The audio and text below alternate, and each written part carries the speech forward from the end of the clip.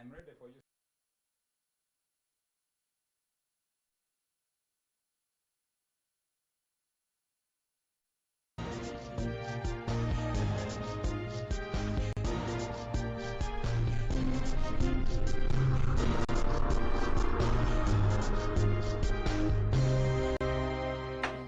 A very good evening and welcome to this edition of the Fourth Estate. Charles Mwango Shampagi. With me tonight, I have a panel of journalists and we'll be discussing some of the major events that made news headlines during the week. And of course, murder by shooting remains one of the major stories in this country week in, week out. There was that murder of two people on the Entebbe Expressway at Nambigirwa Bridge, or near Nambigirwa Bridge on the Entebbe Expressway. That killed a man and a woman.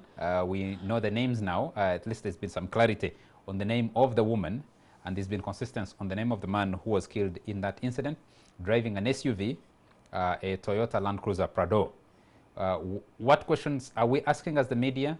What questions does the police need to answer to help the investigators? What questions ought to be answered at this stage? We'll be trying to answer that. Of course, there was also that murder in Lyantonde, an entire family of three shot and killed. They said the woman was pregnant. That would increase the number to about 4 because from what we're hearing, a man and his wife and another person were also murdered in Lyantonde also during the week. What is the story? What is the future of Uganda's search for commercial, not search for commercial oil, production of commercial oil? President Yoweri Museveni and President John Pombe Magufuli hint about it briefly in Tanzania, but Total announces a stop to all activity related to the East African crude oil export pipeline, the ECOP.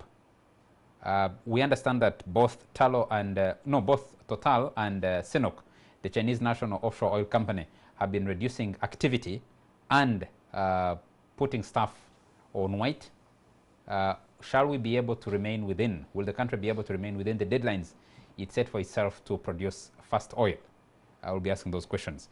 And we'll also comment briefly about the chaos in South Africa, the xenophobic attacks. Some people have been arguing strongly and saying these are not xenophobic attacks. Find another name for them.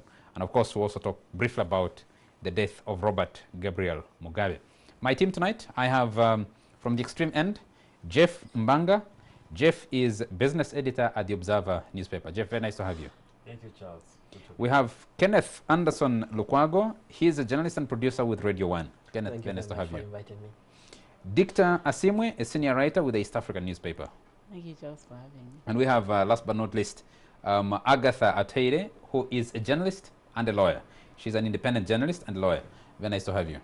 Thanks for having me. Thank you. Gentlemen and ladies, this is one of the most balanced panel I have had in a long time. Let's start with the story of the killings, the death. Because you have two deaths whose information comes out almost at the same time, one has tended to get muted and gained little discussion. Yet it might raise even a lot more questions than what we have seen on the Entebbe Expressway. There's that killing in Lyantonde, entire family put out. And Lyantonde has been, Lyantonde, Rakai area, you've had those incidents of entire families being killed before for a long time. Now, I think this raises even a lot more questions than we're discussing. But let's start with the one closer to where the news happens, which is the Kampala Entebbe Expressway, Nambigirwa Bridge. Agatha, I saw you discuss this on Friday morning. Between Friday, because these killings were on Thursday night, between Friday and now, I think one of the victims has been buried today. There's some controversy over the burial of the other victim. What do we know? It's a very complex subject. Like, we are journalists, we are only journalists. We cannot investigate this. The police that we are supposed to rely on has had so many things wrong. From them first claiming that the woman is a Rwandan national, and then later they abandoned that, talking about the woman's names and changing them over 3 times. And because of those contradictions, up to now, we do not know whether what they are saying is the truth. Because while they arrested one of their own as the prime suspect in the murder, they still haven't been able to tell whether the shooting happened when someone was with them in that car, or whether they were waylaid on the road and shot.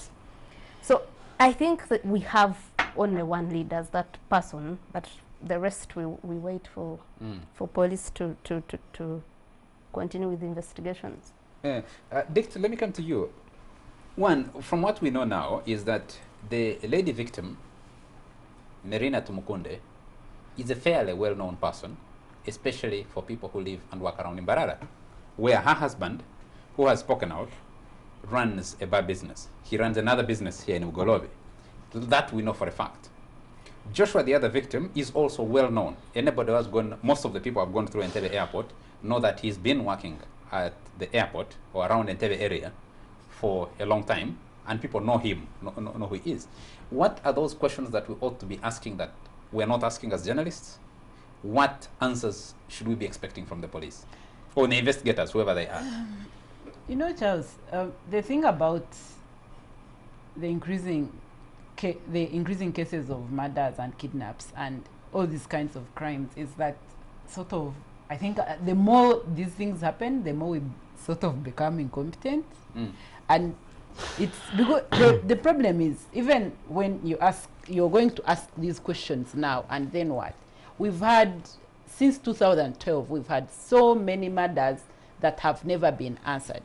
And by the way, this could be a contributing factor to the what I think is a brazen attacks on families, whether you're talking about the case in Nyantonde or the case now, that people now know if I have a grudge with Charles and I want to kill him, most likely no one will arrest me because I'll get away with it. So I can do it whichever way I want. So as for what questions journalists should be asking, should this be something that's tried in the public, or should it be something that the police, the security officials, the judicial officials, who should be seeing real arrests that would lead to conviction?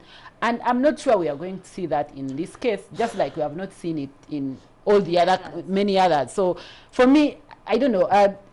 I'm even at a loss to say what answers we should be asking, because for sure you know. Yes, isn't there danger, Dicta, that as journalists, we are falling victims, as media, we're falling victim of social media, trying to compete with social media, and transferring speculative, unresearched social media narratives into mainstream media. Yeah, I agree with that assessment.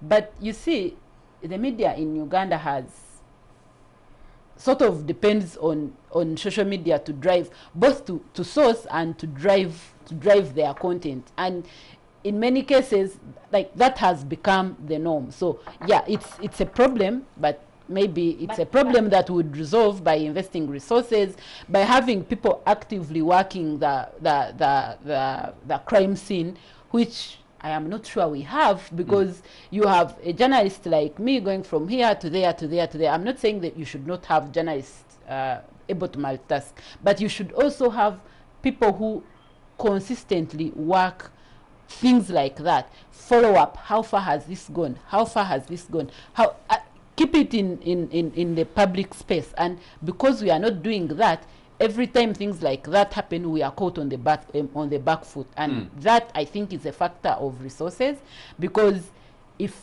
I am a freelance journalist, I cannot afford to sit at police with security and even source stuff that I might not use, waiting for the time when it will be necessary. And so it's the structure of the media that the businesses we now operate, that you don't have people consistently doing one thing because people cannot afford to do that. And that has affected what we can ask, what we follow up, and of course how we inform the public. In an ideal situation, I believe we still have a lot of we still work with very reasonable newsrooms. We should be asking questions ideally, and that's what I'm looking for. What questions should we be asking in cases like this? And I appreciate, which I also want to throw to Kenneth. isn't the police also finding itself stretched? Because you're running from one investigation to the next investigation to the next investigation. Take this example. We have hardly moved away or gotten the answers on the murder, the kidnap and murder of Maria Nagirinya and Chitayimbwa. Then there was that other Kajansi murder of the former motor care worker, who it was called Kasumba or something like that. yes, he disappeared and then he turns up dead in a swamp. You haven't even made any progress on that. You do not know how that infamous CCTV camera border motorcyclist murder, how it ended. And you have other many incidents happening across the country, but these are the ones that come into the public discussion. My question is, if you have Lianton on one side, you have this in Kampala, you have Grace Akulo running from one. That's a self-inflicted problem, because it has not always been like this. Because you failed to resolve the murders that happened before, you now have people doing it every day as a way to resolve their issues with people, and that explains the rapid increase, so many things that's happening. So the easiest way to stop these things, an effect, not the cause. It's not the cause. If the easiest thing would be commit resources, resolve these things, and if you resolve them, if you are actually arresting people, if, for example, when the Muslim murders were happening, it's the same culprits that are killing people that have failed to arrest, and they keep killing and even if they are not the same ones, because I mean, I want to think you have different enemies and whatever. The point is, the moment you fail to apprehend those who are committing crimes first, the cases will definitely increase, because arresting people for murder is a deterrent. If there is no deterrent, like it is in this case, because we know in so many cases the wrong people have been arrested, kept in jail, while the people who actually committed the murders are running around free.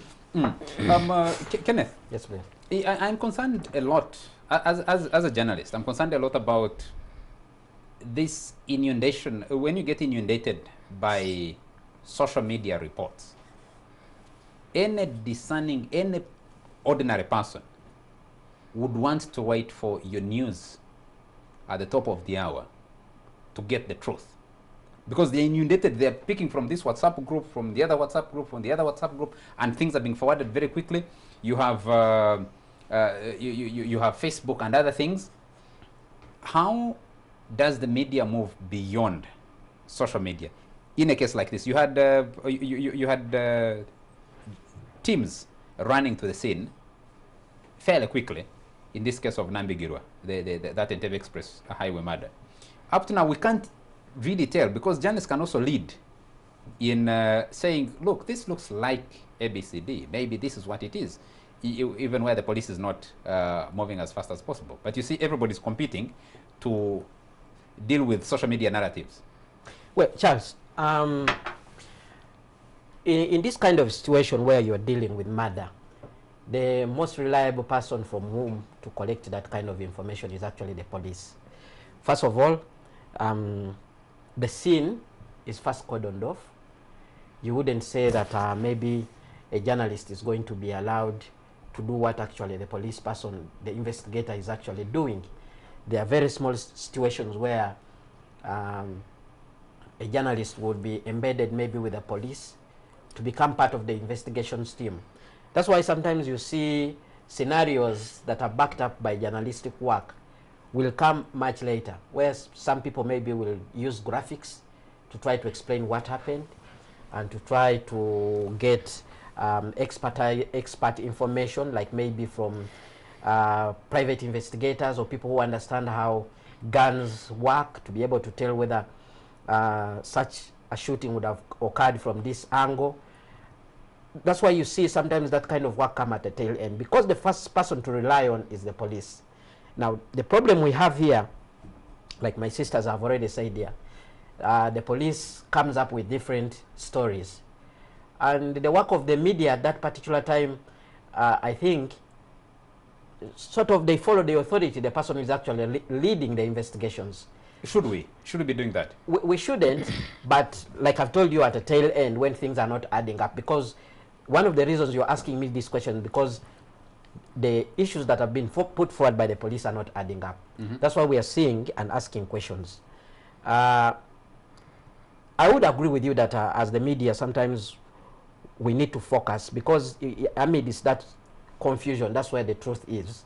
If the police is saying, first of all, they mixed up the names, why were they quick to say this was a Rwandan national, different names and the particular names, and then all of a sudden you have the truth coming out that actually this person is called so and so. Is there a possibility that the people who arrived on the scene, the police people, could have seen certain documents, identification, before they actually concluded that this lady was called Kimikazi, the first name that came out first? And then all of a sudden another name comes up.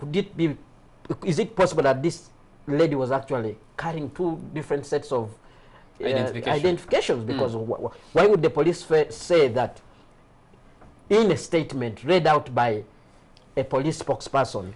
Why would they actually conclude and say these are the identities of the person, and then several hours later they are changing the identities? Yet when you got the crime of scene, the first thing you want to establish is the identity of the person who has been killed. Then something also which is very strange, and I think this time around the police really needs to do a lot to unravel what could have happened, is the presence of a gun that actually belongs to them at the crime scene.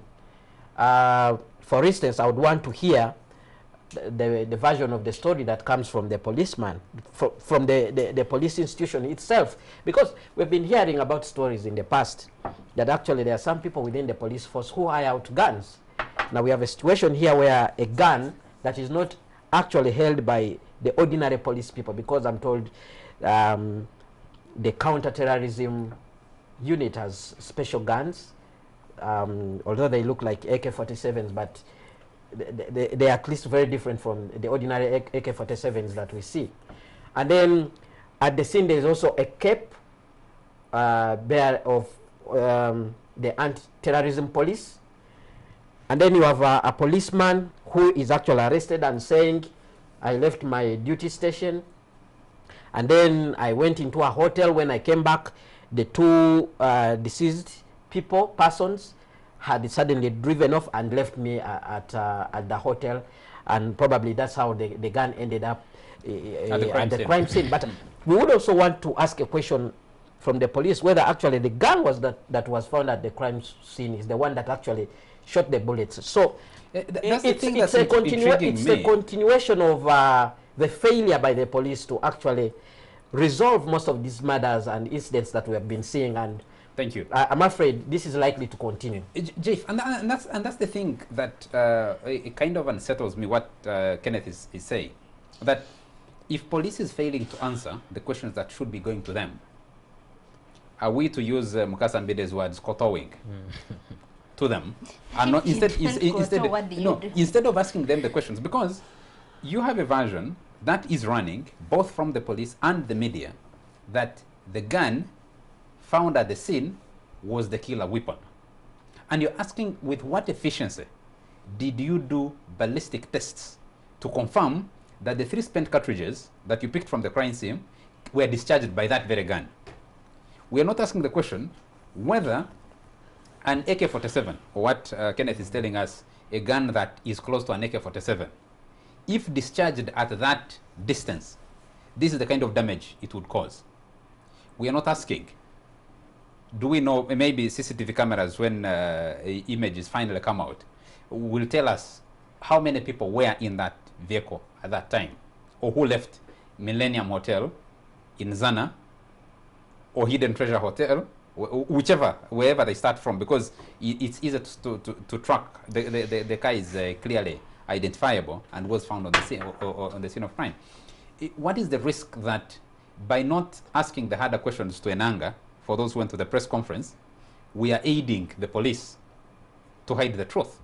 There's the Rwanda version, which seems to be dying out. From what there might be an effort to mute that version. Was it excitement that caused them to carry that version. Or did they just see her Or face and did they think just see her face? she looks- Or the she face, looks or Rwandan? found the ID and they said, okay, Kamikaze looks Rwandan, even if they're Ugandan or not. The gentleman, Joshua, also the name sounds maybe Rwandan. So, did they draw which conclusions? And why don't we ask put like an anger to task to answer some of those questions? Or even Grace Akulo? With all due respect to Enanga, I mean, I doubt that he also has the answers to the questions that we are asking. They fumbled around with the name of the woman in the first place. That's the police. We don't know how many people were in the car. We don't even know the basics of what really happened. Asked those questions, to be fair to journalists. Yes, Yeah. and even the police probably don't have the answers to those basic questions. My whole issue is that I think as the media, we need to, for every murder, we also need to ask for the motive. I think that's the first question that we need to ask. What was the motive of this murder? And we stand the risk of losing the story if we focus on this crime scene, or rushing to the crime scene and try to figure out whether the gun should have been in the left hand or in the right hand. I think we need to go further back and look into the lives of Marina and Joshua and their close associates and the people around them. Because for every murder, 95% chances is that that it's sort of like within the close circles. So we need to once find out how their businesses are doing, how they were doing in the first place. Sorry to say this, but whether their marriage was working, whether they had issues with their marriage. For every murder, they tend to look at the first suspects are people who are really, really close. So we need to go further back to what Dicta was talking about. Because if you have so many unresolved, which is the frustration, by the way, in this country, that, as Dicta said, is building these continuous murders because other people can afford to enterprise in murder, knowing that there are little chances that the police, the investigators, will narrow down to them effectively. Because, like Dicta was saying, who was responsible for the murder and what was the motive behind the murder of the Muslim clerics? You have so many answers, a lot of the verdicts delivered at the scene of crime. Who was responsible and why was Kawese murdered? Who was responsible and what was the motive behind the murder of Muhammad Chigundo? The women in Zana, in Nansan and Entebbe. You have these. If those are unanswered for now almost 10 years and they are not one, they are moving to maybe 100 murders that have not been or even more, because that have not been. The women alone were about 30. But yes, Charles, I want to agree with what Jeff has actually said, and I wanted to point it out. You have a situation where you have a lady who is married in Mbarara. You have Joshua who works at the airport in Entebbe. You have two people who are coming from different districts. I think, like Jeff said, the most important thing would also to understand the nature of relationship they were having. Because if you look at the policeman whose gun was allegedly found at the scene of crime, actually tells you that he accompanied the two to go for a business dealing. And it appears that they left the hotel from where the transaction was actually going to be taking place before the business transaction was actually done, because the policeman, according to latest story that I've seen, quoting him, he actually tells the police that when I got out of the hotel where the business meeting was supposed to take place, having been sent to send the business contact to actually call the business contact to come out and meet the two, I found when they had sped off and left the hotel. Kenneth, so now, we, like Jeff said, we need actually to look at the people around these two. They could be having more details about what actually was happening. You're picking the policeman's statement as if he's speaking the truth, and for me that's a problem, because how it was. So he was a policeman. Was he the assistant to either one or the other? Was he? Why was he being sent to make phone calls, for example? That for me is weird. But on the issue of media that Charles was asking, whether we should be trusting the security forces, I it's very difficult not to trust the No, we security don't trust forces. them, No, but- no. I mean, But- not to repeat what the security forces have said, because you see, they are the expert, and in cases of crime, you want to assume that the police, the security and police have the training, and the public the resources have that you the don't same have. interest, and the public, the media, and it's to stop the crime from taking place. That's why you call them expert. The same way you trust a doctor to But tell let you me ask so this. and so died. Let me ask this. Haven't we come a long way to say this version? Yes, I will give you an example, and I have discussed it on this show before. The kidnap and murder of Susan Magara. I can tell you with a good degree of certainty that different security agencies served, especially the president, with two versions of that story.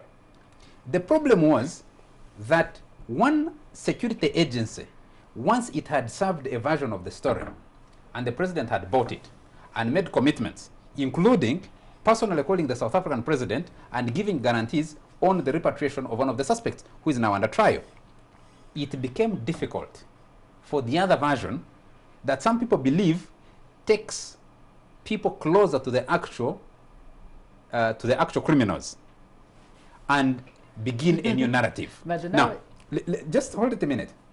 The Nambijirwa murder, the first version, coming from official sources, the ones we should be trusting, talks about a Rwandan national, talks about a bodyguard.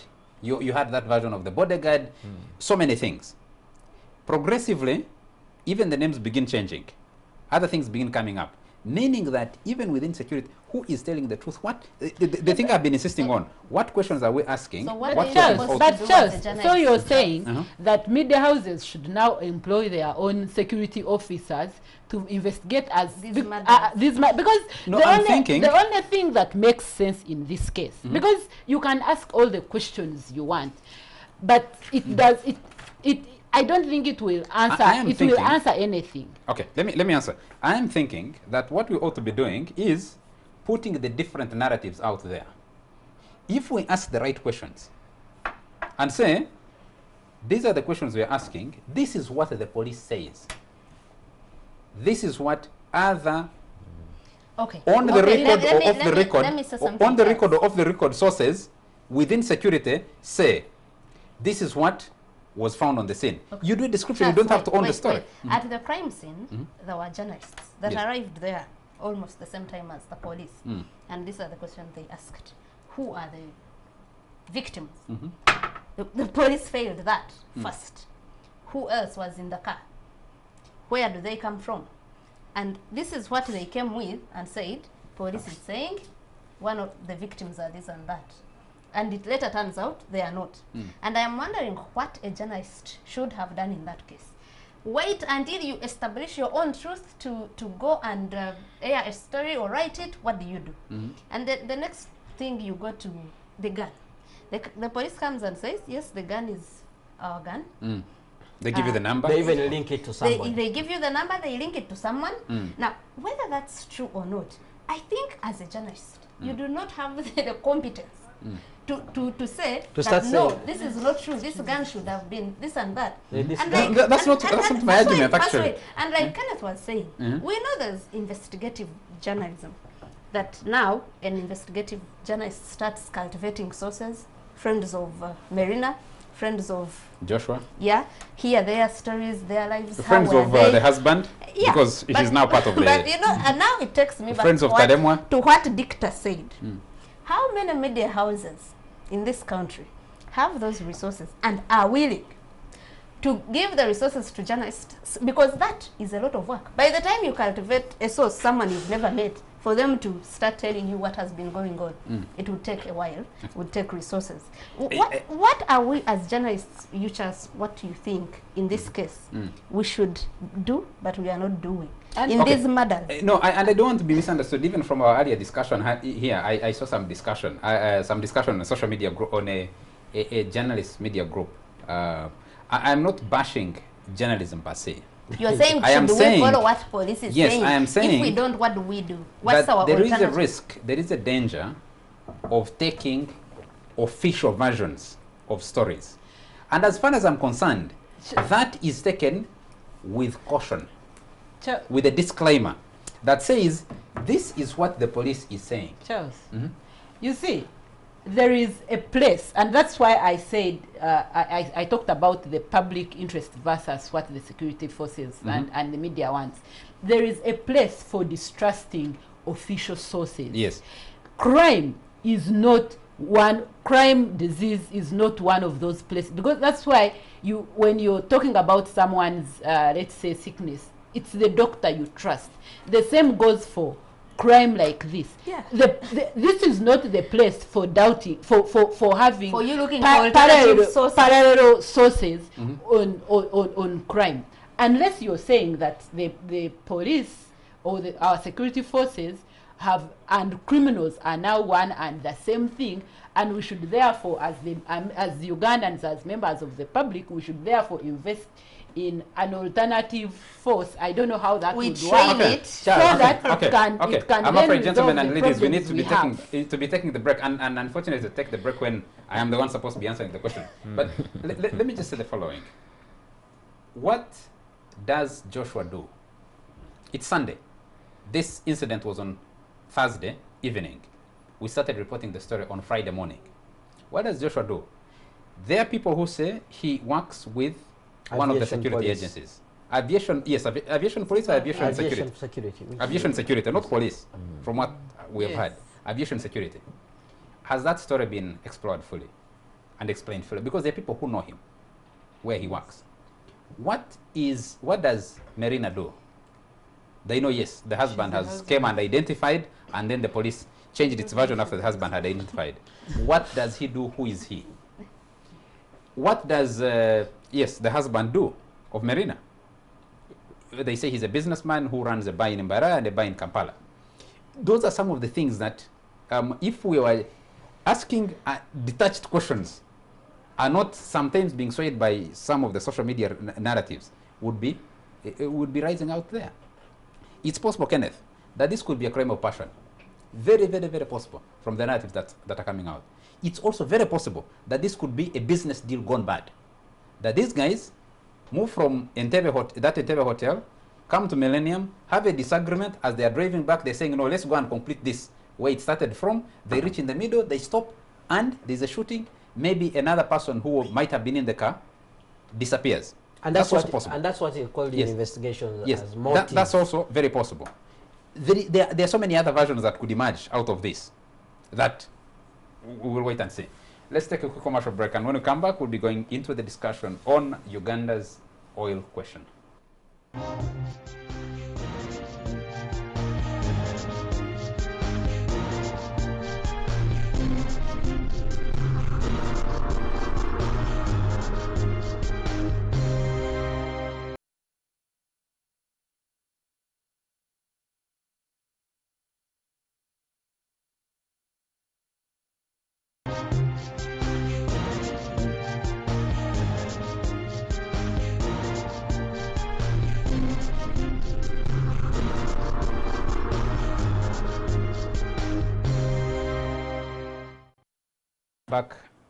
Welcome back to this edition of the Fourth Estate, coming to you from Serena International Conference Center. Ladies and gentlemen, Uganda's oil, I have at least three experts. Kenneth, with due respect, I know that people have invested a lot of time reporting oil and gas. I know Jeff has invested in, has reported oil and gas quite extensively. I know Dicta has, and Agatha. Okay, let me go back to the basics. So Total, one is Talo announces that because a deadline that had been set, 29th August, to close the farm down of its 33.3% shares. The story we discussed last. It was selling 25. Yes, 21. No, 21. 21.5. Yes. 21.5. It had 33.5. It was farming down 21.5. That 21.5 initially, it had vended it to Total. Then Talo invokes its invokes its preemptive right.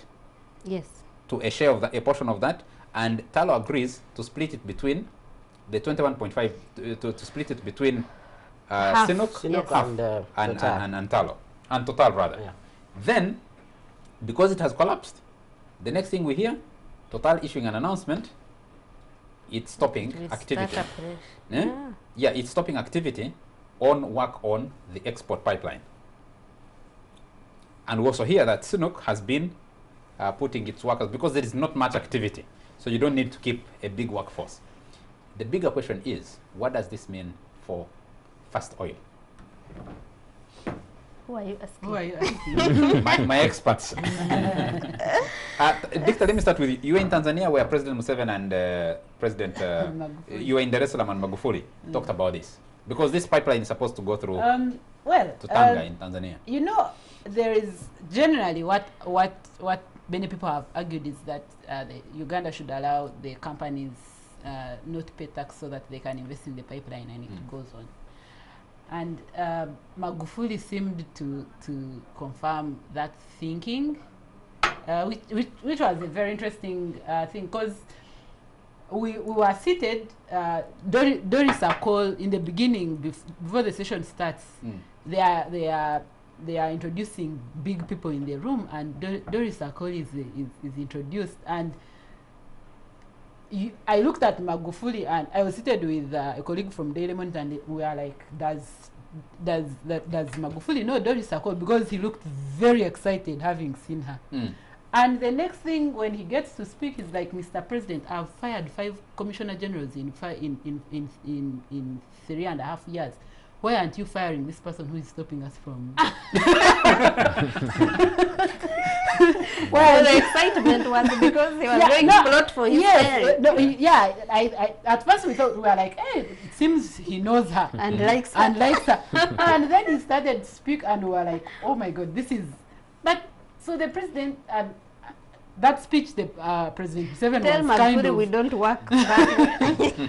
President Museveni was kind of off, because usually, you know, his speeches, people will laugh, whatever, but it was He was a bit very, unhappy. very flat. And so it turns out he was going to meet the oil companies at Serena later.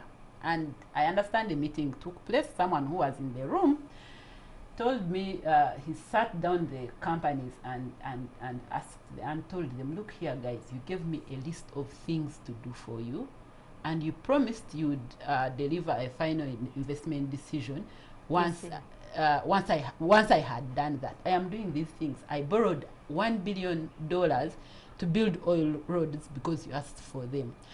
I'm borrowing $350 million to build the airport because you asked for. He said, I was told about 17 things. I did not get the whole list, but those are some of the things that he said. And he said, so why aren't you guys then playing your part by paying the taxes that you need to pay so that we can move forward? And so they told him that, you see, Talo is selling because they need money To be able to continue to this next phase. yeah, to invest. And I understand Museveni, he was like, you know, explain this thing to me simply, because you see me, I come from Rwachitura and it's kind of far. And he was like, so explain to me. So they explained, and he was like, okay, so you're saying that this hotel is mine, and you're selling it so that you can get money to invest in my other hotel, and I should not get anything from this, my other old hotel.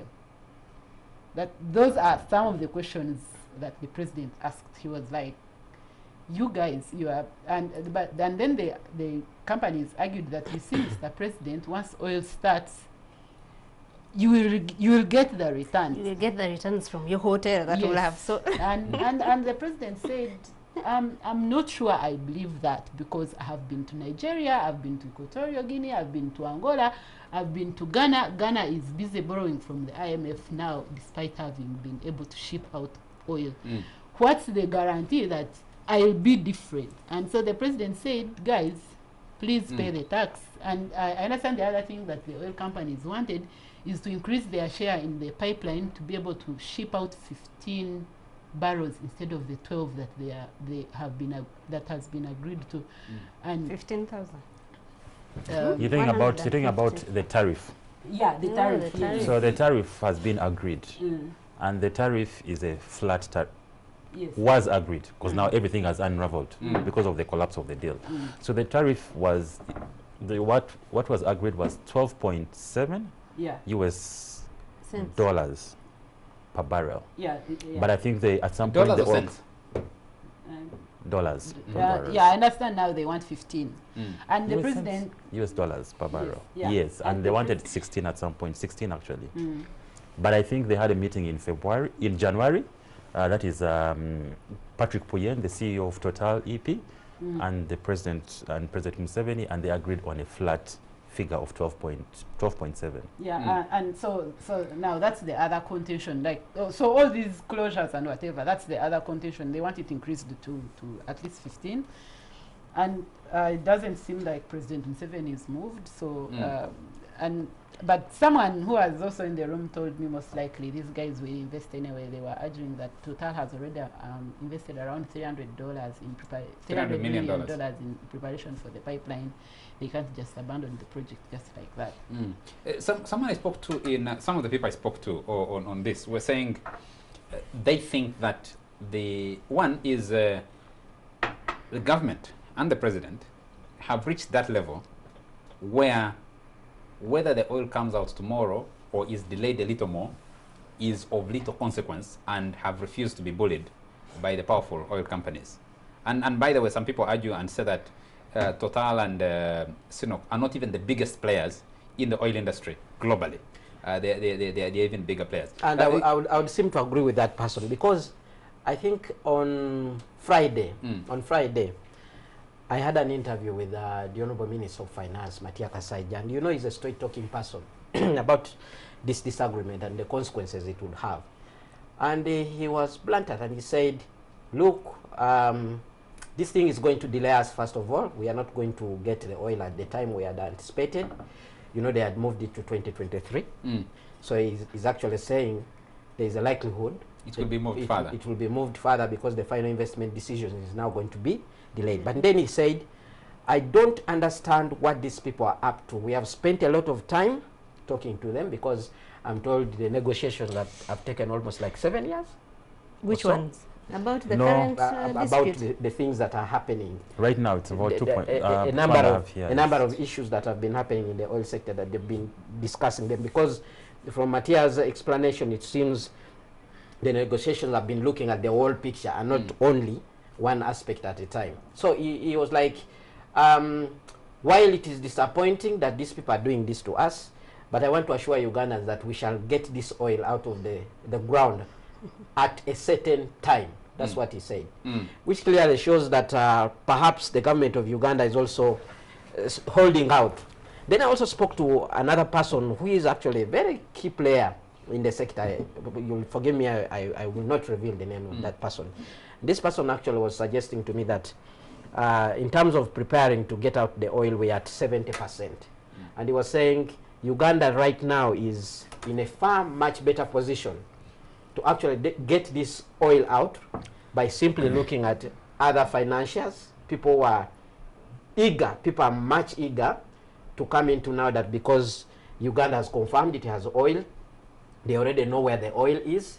They have designs, that's what he was saying. We already have designs of the different things we need to put in place. The oil roads are being worked on, the airport is being worked on.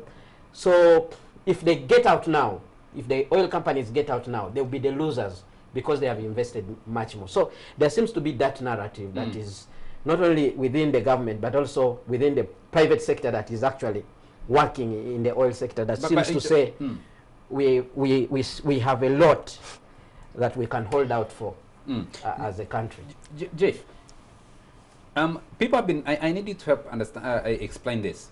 People have been talking about the experiences of Ghana and the experience of Kenya.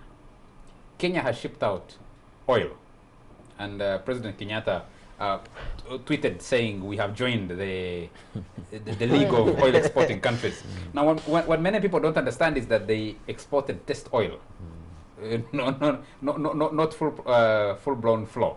There are questions about whether our test oil is still somewhere there in, is it in Tilenga or Kasemene? Kasemene. Whether it's actually still there or some of it might have exited.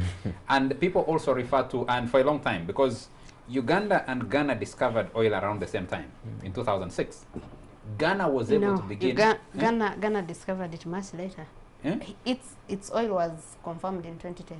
2010. Commercial, yes. And they No, moved very 2007. fast. 2007. They went into 2007. production around 2 years later. Yes, about 2 years later. But then they're struggling because lots of things went haywire shortly after they started oil production.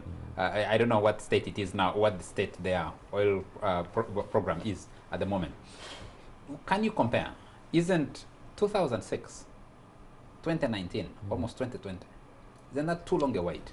Number two, I've spoken to people who say, no, we still have up to end of September.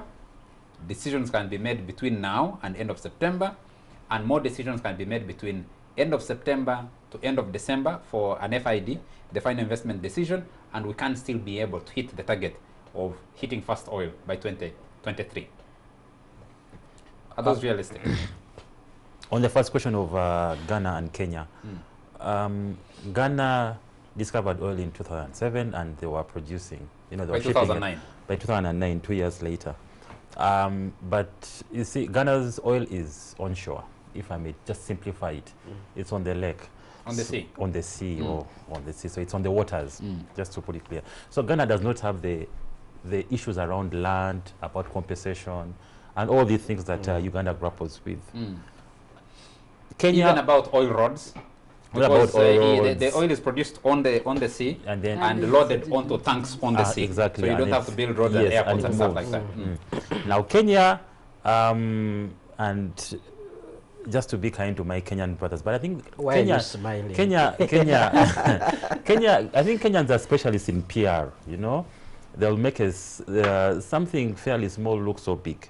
So Kenya's oil industry is at this stage where they call an early oil production scheme, where you start with small volumes while you're sort of trying to build up your industry.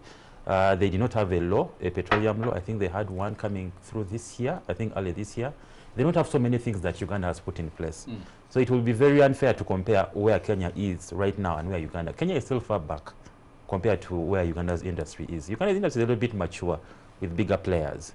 Kenya still has, of course, Total is in there, but it's still not as active as it is here.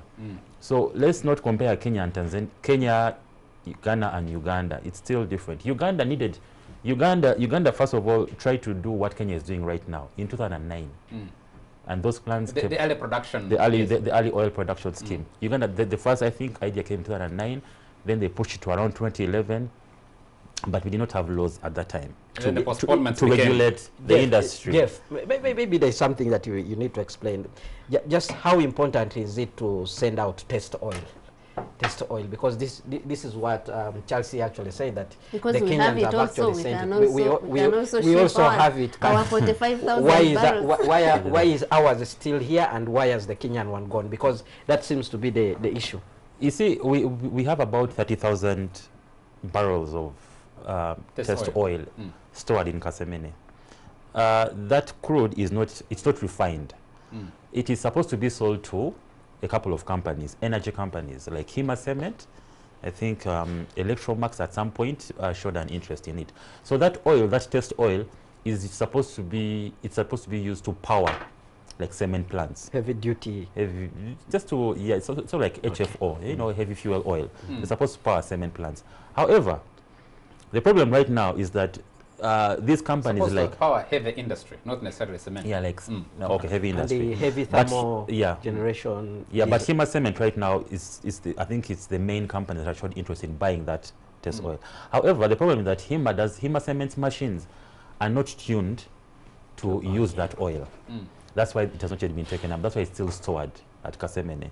So I think the cement companies need to tune their machines or need to upgrade their machines to be able to use that test oil. That's just the part. Okay, so comparing Ghana, Kenya, and Uganda right now, they're totally different. I think the Jubilee field in Ghana, which tallow oil was operating, I think it's running out of oil at some point. So the industry there is sort of coming down. Tallow oil is not focusing a lot more on Ghana right now. If you look at the statements that tallow oil brings out, so Ghana is no longer their main focus right now. It's Guyana, which is the latest, and maybe Kenya, because they've begun the shipping out.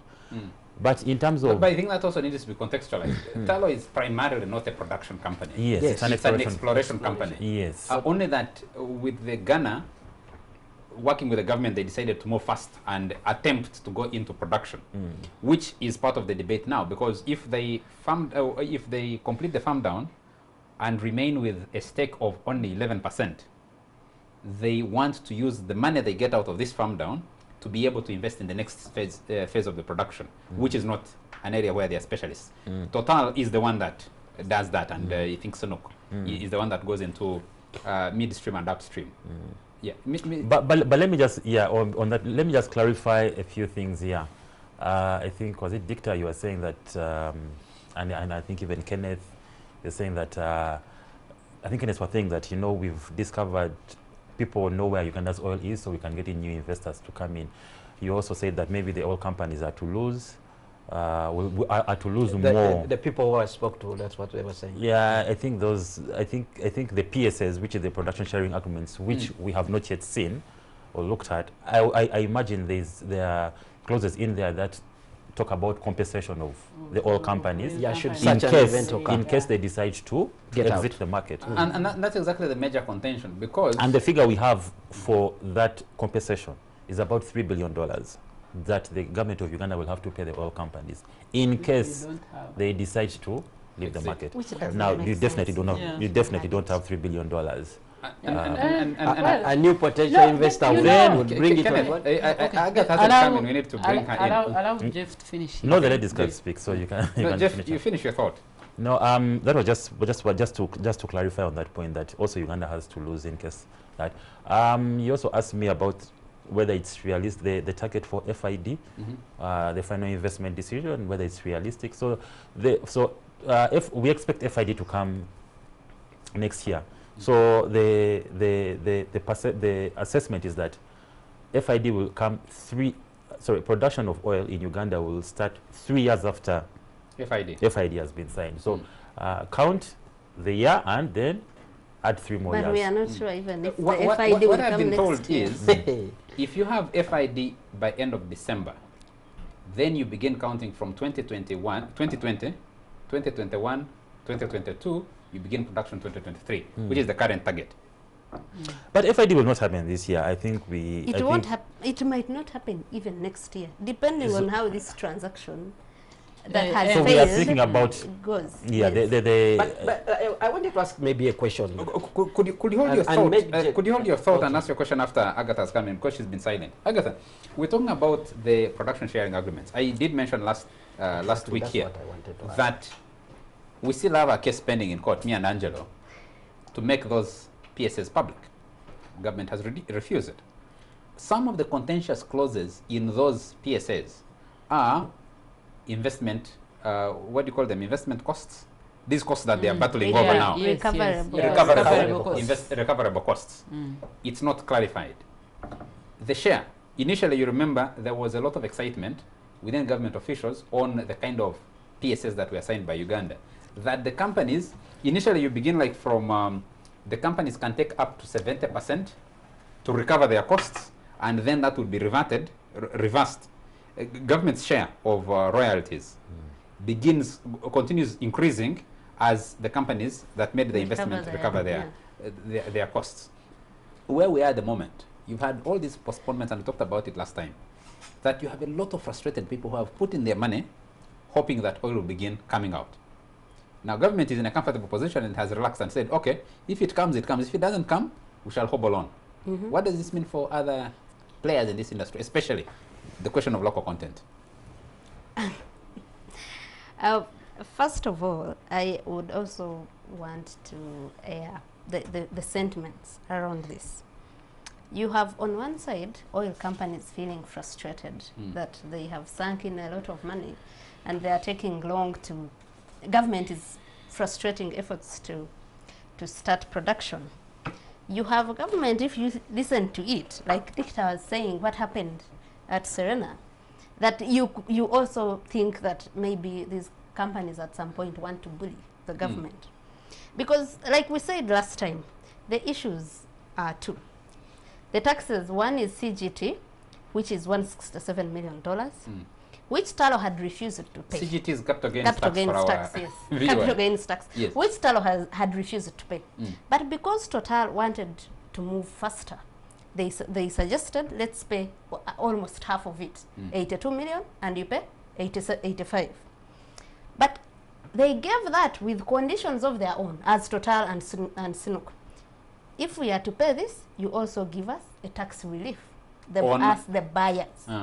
On the recoverable cost? No, not on the recoverable costs. That So the buyers because won't you pay. have a Because the seller's tax, which is a capital gains tax, Yeah. and you have a buyer's tax on the assets. Exactly. So the buyers say, if we do this, for us to let's all make concessions. So we are making a concession to pay this tax with Talo. So we want a relief here. And the government is asking, why didn't this arise, for example, in 2012? The first farm down. Yes, because they are thinking they want to box them in a corner of we want fast oil to come. Like we have already reached the tail end. The FID decision is supposed to be taken. So they think they are boxing them into that corner of forcing them to make concessions. And they are saying, beyond oil, we do not want to create a bad precedent of us, the government, bending our laws to accommodate. Yes, to accommodate this. So that's why they say, no, we cannot do this. For us, we have done what you asked us to do. We did, the FID is up to you. You are the ones that determine it. And they are saying the tax issue shouldn't even determine when that decision should be taken. So for us, we have done what we are supposed to do to facilitate you to take that decision. Like what they are saying about the roads, about the facilities that are required, the infrastructure. And which all of them actually, they talk about the percentages at which they are. Like the Tilenga project and Kingfisher, the designs there are at 80%. Then you have the pipeline where they are saying, we have already mapped out, we just need to get money and pay. Compensation. And compensate. So when that happens, you see people pooling, and one saying, I want my interests catered for, and the other, and that might take a while. That's why I was telling Jeff that we are not even sure that 2020 because initially the FID was supposed to be this year. Yes. Just to clarify on that point of that the tax issue, you cannot separate the tax issue from the decisions of the oil companies to make the final investment decision. The final investment decision is a decision that's going to bring about $10 billion of money into this market. That money is not for the oil companies. It has financiers. They are going to borrow that money. Because the way the structure of the investment in getting Uganda to producing oil, I think it's about 75-25 debt to equity. So 75% comes in as loans, then 25% comes in as equity. So this money has to be borrowed from the banks and from the other international institutions. Now these institutions, before they lend you this money, before they lend this oil company this money, they have to make sure that that money is going to come back in the specified period. Now, the issue we have in Uganda here right now is that there's a tax that government will have to impose on the oil company, that the oil companies will not be able to recover the money within the costs within the specified period. There are costs that they want to inherit from tallow oil.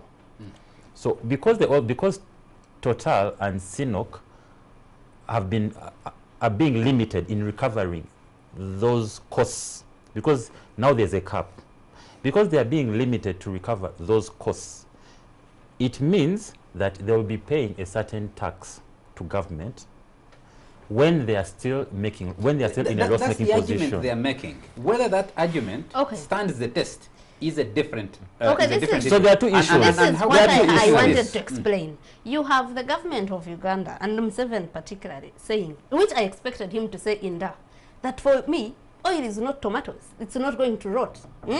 So No, he actually until said it. like that's what I expected. I said it here. He has said it many times. Yeah, it's he not said going it. to rot. rot. Yeah. Let me take my time. Now you have an oil companies, and I can show you at sometimes how they are arrogant of thinking we are also big. In the last meeting that happened in June, there was that issue. So the oil companies, I suspect Total tells Museveni, you resolve our issue with URA. And Museveni tells them, you resolve that issue on your own. If URA has slapped a tax on you, pay it, or agree with it on how it is going to be paid. And you know what that person says? If you say that, that means there will be no movement. In a way of... Exactly. And Museveni says, actually gets angry and says, if there will be no movement, I have no problem with that, and gets out of the meeting. And that's how he refuses to attend the next meeting. I actually, before I came here, I hadn't known what had happened in the last one. But it seems the same thing of this pulling the rope here. We have our money, we have invested our money, we still have more to invest, and you don't have it, and you will let us do this. And you have a government also saying, I have my oil, and I'm not going to make concessions that don't make sense to me. And you are talking about local content. Yes. In that rope pulling, it's this Ugandan investor that is suffering. Yes. That has been suffering since 2006 when the Mugas started borrowing. When there's a oil and gas providers association, when they came together and started to strategically position themselves to benefit from oil. Hoteliers who are suffering. So who do you want to Oil blame and Gas over that? Association. No, and me, I'm not going to blame anyone. Like last time, I am saying you have two people, like what they say when elephants fight, what It's the grass suffers. that suffers. Yeah. My So biggest here, question would we be, are saying let both of them. Maybe in this case, the only one who would care about that is government. is there a Let mechanism government think to about deal them with this kind of and disputes? maybe deal No, with it you differently. can't have a mechanism. Do we go If- back to London for arbitration? No. I don't think it's necessary to go to arbitration again. It's not an arbitration issue. Maybe the question... Maybe It might turn out to be. No. No. When government says this is our position, this is what our law says, the oil companies say for this deal to make sense for us, it's just a negotiation on the table. Yeah. And that's what they are continuing to do now. They are continuing to pull ropes. Gentlemen and ladies, we need to take a commercial break. The only question maybe I just wanted to throw out there is how does this fit into global oil politics and the global oil economy? But we'll discuss that after a very short commercial break. We'll be right back.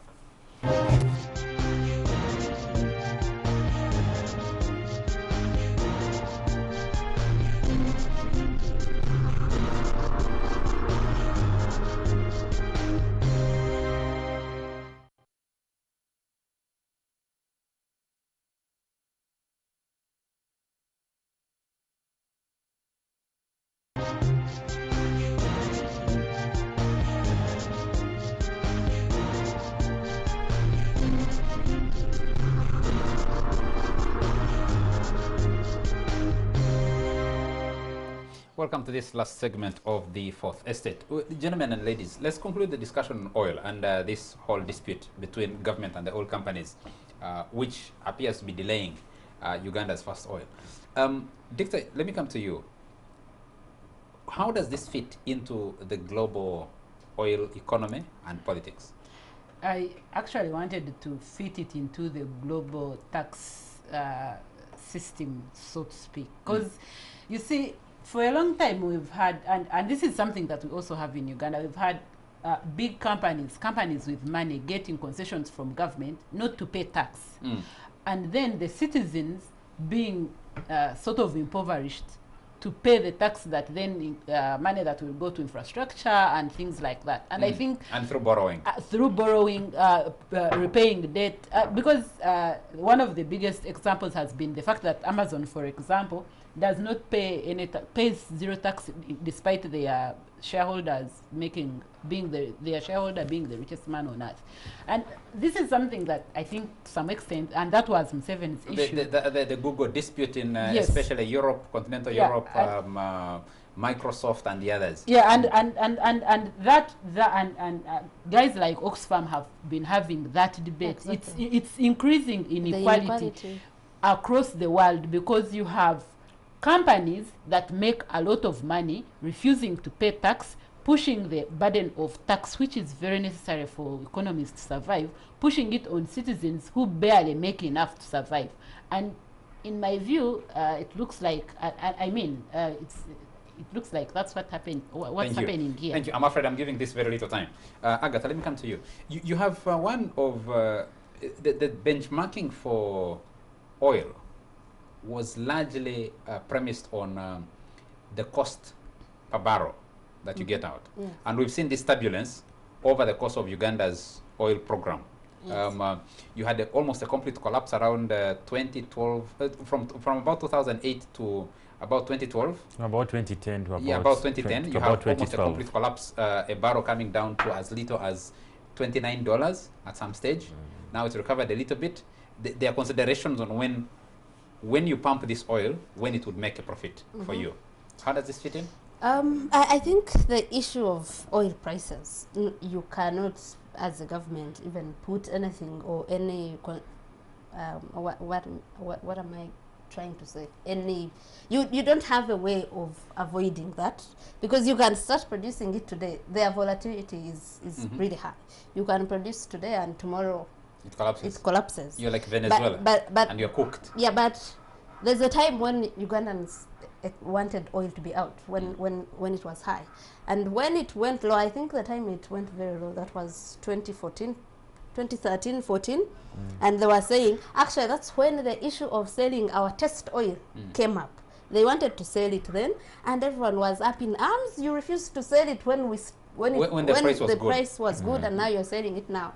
So I think on that, there's nothing any government can do about it. What governments need to do is what Dicta is saying. The oil curse is real. You have a resource that has the ability to leave massive effects, negative effects on the economy. And the environment. On the environment especially. So you're saying that if we are going to have to incur this cost on both the environment and other things, we should have something in return to make up for it. So that's why you have governments wanting to make the most out of it. But you have also oil companies on the other side who want to maximize, they are capitalists. They want to maximize profit and I'm saying, I am happy that government is doing that at some point. So literally what you're saying is that President Museveni is tagging his legacy to this one and says, I can have other curses, I will not have the oil curse on me. He might not achieve it, but at least he's trying. He's trying to do that. Well, Charles, you asked Dicta here a question that connects to the politics around oil. And this week I saw an interesting letter which was written by a certain consortium to some banks that are trying to arrange financing of their crude oil pipeline. And they were actually saying, we are concerned you shouldn't be doing this and doing this. And I'm thinking... that's the letter from the environmental... The environmental corps. And you can see, perhaps out there, not everyone is happy that actually Uganda is going to produce oil. There is a lot of competition, I think, around this sector. And that's why maybe our colleagues in Kenya are moving very fast to try to beat us to it. So I think there are so many people around. There's a lot of politics around oil, and there are people who wouldn't want actually to see us moving. And this all feeds in all these kind of disagreements maybe we have. But my most interesting thing would be, I think there are laws in this country that should be guiding this kind of situation. It's unfortunate we haven't seen what is in the production sharing agreements in details. But I think such situations should have been envisaged, that there will come a time when there will be a dispute, when there will be a disagreement on this and this, and this is how we will resolve it. And then I'm also thinking, if the companies have come to Uganda, they came very well knowing that at a certain point they have to pay taxes. And I'm thinking, if there are taxes that they're supposed to pay, they should actually do that. Because at the end of the day, looking at what they are going to share, what they are going to collect from our oil sector, they seem to be going to be actually the biggest beneficiaries from it, looking at the shares that they are taking. Jay, so they should pay what is due. You have the last word on the oil question. How does this get resolved, do you think? How does it get resolved? At some point, no, I think there are two issues. You know, President Museveni, like some of you have, like somebody was saying, was it Agatha or Dicta, that oil is like tomatoes, it can It's stay in not the like ground. It's not like It looks like tomatoes. tomato. It Not doesn't like rot. tomatoes, does not rot. You know, I think President Museveni is playing some politics here. You know, on the face of it, in front of the camera and the whole world, I mean, he has to put on this tough stance that, you know, Uganda is going to stick to its position. But I believe that behind closed doors, he knows this is a very big problem. He knows the industry is bleeding. People have borrowed money. Companies have gone bankrupt. People are being laid off. He needs to resolve this oil question. He is going to resolve it. It's going to be behind closed doors, and it will probably come soon. Thank you. Whether some people will be fired for that, I do not know. But definitely, this, we've borrowed a lot of money. You know, like you're saying, you know, $350 million for the Kampala airport, $1 billion for the oil roads. That is money that needs to be paid back. And he knows for The sure only he has source an of election income coming is, up. He probably has an election coming up now. Probably. The last thing he wants right now are loans that are piling up on an already bloated I think the last public thing debt. that he As if- is Actually, Yes. it's the other way around, because you remember that the petroleum fund as we speak is empty, and he needs money. That's why he will squeeze He the wants oil the- companies. to pay the I think the tax. pressure now is, yes, like you say, he has an election coming up. He needs money. He needs to and deliver this because it's a campaign promise. He's delivered on the Uganda Airlines. He needs to deliver oil, and But he also and even the needs money. transformation, the transformation, his legacy is tied to what transformation he can do. Date doesn't help him to do that. If you got oil money flowing, he would be able to do certain things, legacy projects, basically, white elephants, wherever you can throw them, if the oil money was flowing, and he needs it. Charles, Gentlemen, the biggest question is whether, whether these Kenneth- people should Kenneth- pay tax Kenneth- on this Kenneth- transaction or not. We actually, I think this is a national issue. If it is provided for in the law that if you carry out this kind of transaction, you should pay a tax, they should pay the tax. But you keep amending your laws. You keep twisting your laws, and this is about the amendments in the Income Tax Act that keep coming up, that that kind of affect what the oil companies are doing. So as long as you keep amending them, Gentlemen, we need, Then we you'll need, have we a need to move problem. on. We need to move on. Some of those things are getting very technical. Robert Gabriel Mugabe, president of Zimbabwe, or leader of Zimbabwe, because he served the first few years as prime minister and then became president, and in total served 37 years, was thrown out in 2017 and died at 95. Now let me first put a disclaimer. 95 is a very decent age for somebody to die, especially someone with a history as storied as Robert Gabriel Mugabe. But what kind of legacy does he leave? Agatha, starting with you. I'm like many Zimbabweans. I didn't know whether to mourn him, feel sad, or feel happy that he has died. He was a man that was very contradictory. Like, you would like him 1 minute when he's speaking and telling whites, especially the British, to go to hell, that he's fighting for the freedom of his people, but he would come back home and throw them in jail and do all sorts of things. But I think the legacy he's left behind is largely a terrible one. He's left the economy in shambles, and it might take them a while to recover. I don't think Zimbabwe ever recovered from the land reforms that he did, that made a once food basket in that southern Africa almost really. The inflation, I don't think Zimbabweans will recover from that very soon. So Okay, I'll hold my opinions until last. But Dicta, one of the major debates has been whether we assess Mugabe's legacy from the Eurocentric view or from the Afrocentric view. Do those two exist? But just give us a break. There is no such thing as Afrocentric, Eurocentric. A guy is either bad or good.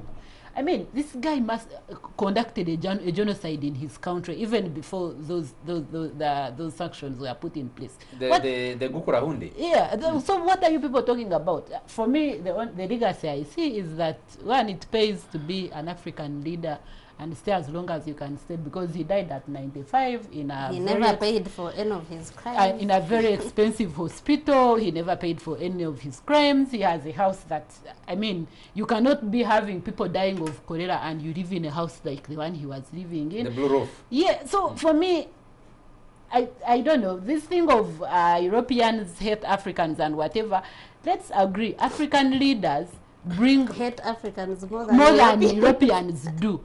Europeans will get their taxes and say, let's go and feed these African children that are dying. An African leader will siphon all the money he can, and the only time he's willing to help out is if he knows he's getting something out of it.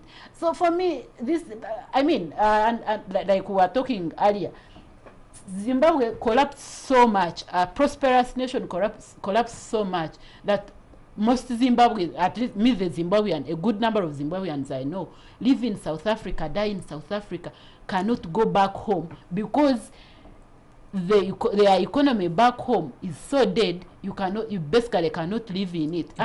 Didn't those same Europeans you're talking about kill this economy by slapping sanctions on Zimbabwe? Yeah, but you see, that Mugabe from 1980 when he became president, these sanctions started early 2000, so he'd been in power for about 20 years. yes, but Charles, in the first place, Mugabe should not have been in power by then. And the only reason he snatched that land was it was a popularity Yes. A populist, contest. Now, I agree that maybe land reforms are an important thing for Africans, but let's do it. Was that the way to do it? Was that the way we people do it? And also, let's do it in such a way that someone else looking from afar, a neutral, because me as a Ugandan, yes, I'm African, but I'd say I'd also be a neutral. If I am looking from afar, I can defend that kind of decision. It's hard to defend the things that Mugabe did. And yeah, he sounded nice when he was speaking, and so on and so forth. He had some bit of Pan-Africanism, but only in talking. But it's not enough if you cannot follow that with actions, take care of your people's needs the way you should, leave power when you should, leave a legacy that works for the people, so that your people are not then forced to go and be bounced at British, American, South African embassies because they are seeking better livelihoods elsewhere. The African continent, as we speak now, we have our people dying in the Mediterranean because they cannot live under these so-called Pan-Africanists. What use is a Pan-Africanist like that? Look, Kenneth, let me come to you. I am extremely conflicted like the rest of you are. But Me, I'm I think I'm fairly conflicted because if Mugabe fought for independence of Zimbabwe, was only able to secure it in 1980 from Cecil Rhodes. Zimbabwe, like South Africa, was under an apartheid system where labels clearly marked whites only, blacks not allowed. That existed. Majority of the land, which is the resource people have, is tied to a minority section. And let me throw a statistic. The land reforms, as haphazard, as crudely as they were implemented, were able at least to achieve one or two things from what I have had. One is that I think in 2013, Zimbabwe produced the most cotton, the most tobacco from smallholder farmers, as opposed to what they were producing when it was under conglomerates producing it. The number of cattle, head of cattle, in Zimbabwe grew when more people were allowed, I mean, a piece of land where they could keep a cow, as opposed to where you're doing it from ranches. Ranches where people owned 4,000 square miles of land and they were only utilizing a portion of it, but it is in their hands, some of these lands that were grabbed. Now, if you look, the last time I was in Zimbabwe was, I think, 2013, July, just before that election, where which he controversially won for the second time against against Morgan Tsvangirai. The thing was, it's difficult to say the lives of Zimbabweans, ordinary Zimbabweans, is so different from the lives of other Africans in countries that are supposed to be peaceful. And that creates a lot of controversy. Yes, he almost exterminated the Ndebele in that Gukura Hundi because of the competition they were having. Mugabe is Shona. I almost exterminated quite a large portion of them. 20 or 200,000. Oh. Huh? A large number. The question is, if you get independence after fighting for it, the former colonial masters make commitments, especially on land reform, and they renege on those commitments. You have made a promise to your people, and you're not delivering on that promise. At the end of the day, when certain decisions are taken, does the man carry the burden himself? I agree with Victor. He should have left power much earlier than he did.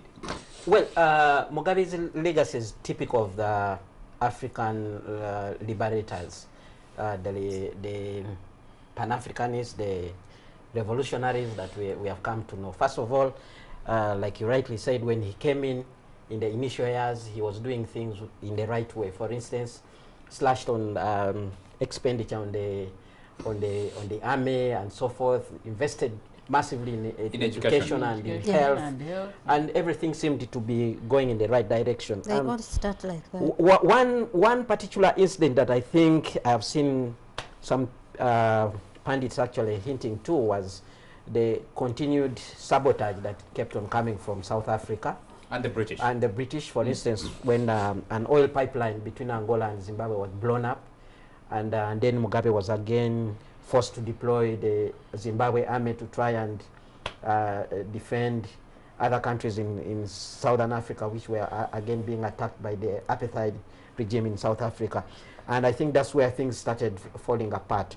And then, of course, the lack of commitment from the people who had actually said that there will be reforms, because there's so many former colonialists who are controlling land and for other factors of production in Zimbabwe, and the British had made actually commitments to help Zimbabwe to deal with this kind of... They're supposed to establish a fund. Exactly. And buy back some of this land. And nothing happened. And then probably that could have also had an impact on how things were to go on in Zimbabwe. And perhaps what I would agree with, the land reforms which were actually carried out, I don't think they were strategic in nature. The land was actually being given out to the former fighters, and what they did was to promote fragmentation. The land which was under production previously actually became settlements and cultivation for food that actually goes to subsistence farming, which is actually good. I think there should have been a realization that actually Zimbabwe's economy is partly driven by being a food basket in the region, like Agatha here said. I think that particular point was lost. And the reason I said that Mugabe's legacy is typical of the African revolutionary. Initially, when they come with this very good language. But as time goes on, they start behaving as if they own the country. And I think this is where Mugabe lost it. When he started saying, this is my Zimbabwe, despite the fact that there were people within Zimbabwe who were actually telling him, this is what we need to do. He started clamping down on the opposition, which was actually pointing out things which were very important, things that he should have done, which would have salvaged the situation. And then, of course, the later years that followed that, we saw what happened. Let's hear President Mugabe in his own words on this is my Zimbabwe.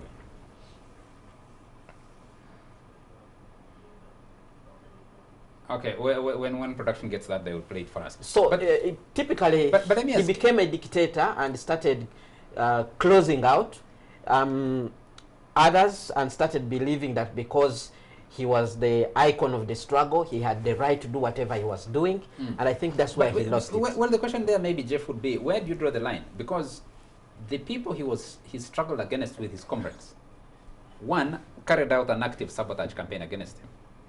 Is it possible that they were actually actively supporting some of those who became his critics to continue to destabilize from within? Cecil Rhodes, the man he pushed out of power in 1980, also died not very long ago. I think about 10 years ago, when Cecil Rhodes died. Maybe. Yes, in Zimbabwe itself.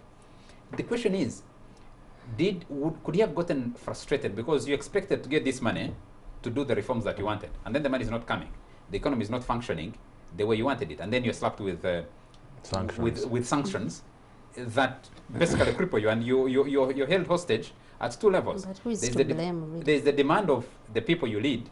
There's also the pressures you're facing from outside. From outside. I think like Agatha was saying, Mugabe was quite contradictory. But also, we also need to, let's not fall for all the narrative or all the stories that have been written about Mugabe. I think as Africans, we need to tell our own stories. We need to know who our heroes and villains are. Now, Mugabe was a typical case of both. He reminds me of a book that we did in literature so many years ago, A Wreath for Udomo, how you plan and you come into power, and the trappings of power, you know, keep you captive, and your decision-making processes are sort of blood. So we can for sure agree that at the very beginning, like most revolutionaries, I think Mugabe had, I think the plans that he had for his country were noble and were sort of agreeable on a large scale. But I think we can now question whether he did the things that he did in an effective manner, or whether he did them for his own power or he did them because he was under pressure. Because I think that's where the legacy gets split. It was for his power. But even the sanctions themselves, I think there might have been very tough concessions that the West were actually looking for that Mugabe could not easily give up. And let's not be too harsh on Mugabe. Also, I think we also need to also tell the other story about the imperialist powers that were at play here. And you don't see so many stories actually exploring that, the British and all their contributions towards the mess that Zimbabwe finds itself in. Jeff, you see, my problem with that argument is this. Every African that has gone through colonization and later independence knows imperialism will be at play. What any leader should not be doing is allowing the imperialists then divide you. Most people are rational. If you are doing the right thing, the average person who has no other interest, which is what I called the neutral, will support you. So do the right thing so that you can get support from. And if you do that, then all these things, the bad press, the whatever, it's possible to fight it. Of course, we know that our media houses are not as powerful as the rest are. But still, if you're doing the right thing. What is the right thing? You say the right thing. For example, what are some of the right things? Because in the case of Mugabe, other than probably leaving power early enough, which would have been the right thing. What happened in 2008 in that election? Even when he got... He was not supposed to be in power by that time. Even before then, that man conducted a genocide in his country. There is no way you can say that that's a good human being. I fail to get past that. For me, that's the thing. I fail to get past a person who is willing to commit a genocide so that he can stay in power. Now, that's one. But two, this man then stays on so long as his country is going down the drain. Surely he could have gotten someone who could replace him. And then have, let's say the issue of land reform. Leave power early, put someone in place, strengthen the country so that the country is able to have elect a replacement who then can do certain things. Dictor, somebody would argue, our time is pretty short. Someone would argue, someone would argue and say, in the ideal, that's what the revolutionaries say. But the moment someone gets in there and then reality strikes, you want to do things, you have no money to do them. There is an active sabotage campaign against you from the West, like happened. Even before then, yes, shortly after that, they go overt. President Thabo Mbeki, former president of South Africa, has been revealing that he was asked by Tony Blair to attack Zimbabwe. The attack on the pipeline you talked about, the use of South Africa, which was still under apartheid, to push back against Mugabe, and the British and how they conducted themselves. I would want, for me, this is my view on Mugabe, and African leaders you talked about, to draw a line between those who struggled against colonialism and those later-day revolutionaries who fought against fellow African governments and claimed they would do certain things. and they didn't do them, even when they were not under the direct threat of the imperialists.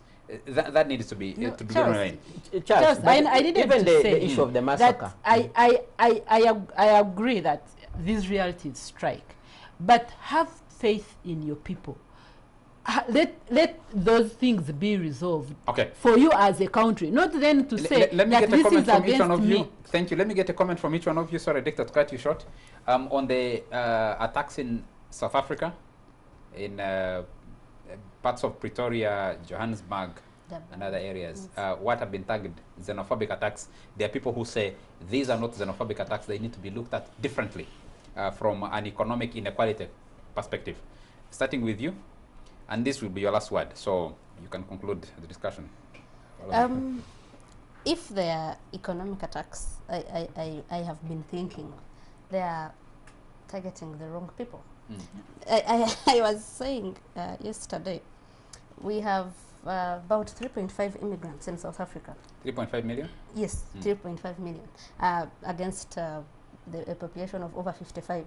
So the immigrants are about 6% of the population. About 1 million of them are Zimbabweans. 70%, yes, come from Zimbabwe and Mozambique and Lesotho. So you have 9% of the population being whites.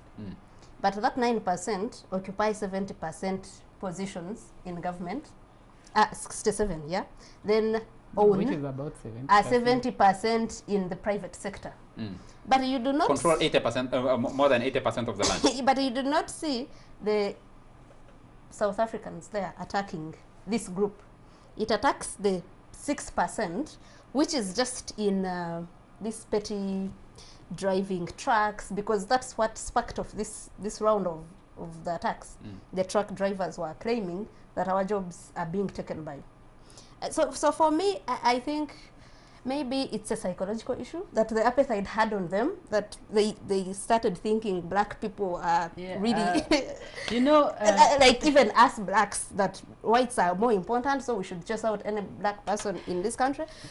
Because it's something very hard to understand when you explain it this way. And they are saying, you are the reason we have a high crime rate, we are the reason they accuse Nigerians of running the drug trade in South Africa. But you have a police. Why can't police arrest those individuals that are part of the problem, whether they are South Africans?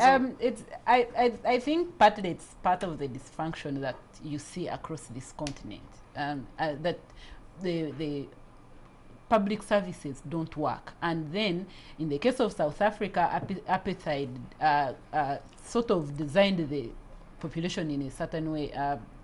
If you've read Trevor Noah's book, he talks about a day when his mother asked the grandmother why he cannot beat Trevor, and the grandmother was like, I can't beat a white man. I can't beat the master, because I know how to handle the black children in my household.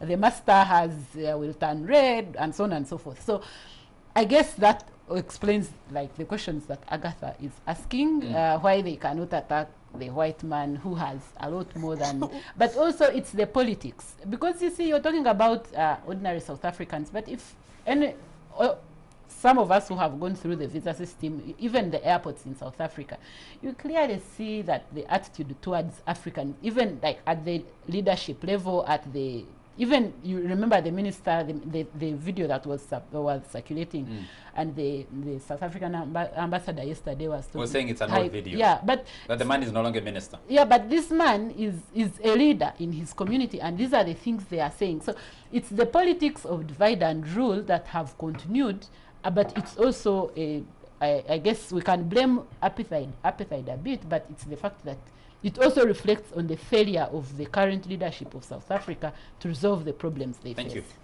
Kenneth? Well, I think it's just the problems emanate directly from a continuation of apartheid. Much as the whites are not the ones ruling, but there is a certain class of Africans who actually took advantage of that space, and that includes the current president that we have. People were sort of indirectly working with the whites, and they were prepared to be where they are. For instance, some South Africans I've spoken to will tell you that there are so many things they expected the ANC to do. For instance, issues to do with the land redistribution, wealth redistribution, because the wealth of South Africa is still largely controlled by the whites. And if these whites are not moving their capital or investing, then the jobs cannot be created. But we have people who are in power who are not able to go actually against people who are considered to be their friends, because they are already working with them. So it becomes a problem. Jeff?